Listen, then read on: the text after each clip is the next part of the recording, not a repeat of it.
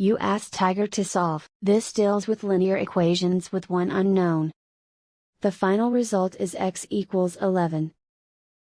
Let's solve it step by step. Group all x terms on the left side of the equation. Subtract 8x from both sides.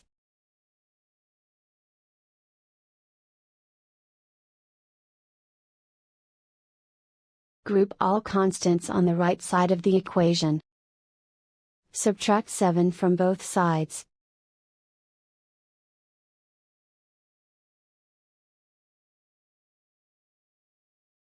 Isolate the x. Divide both sides of the equation by -2.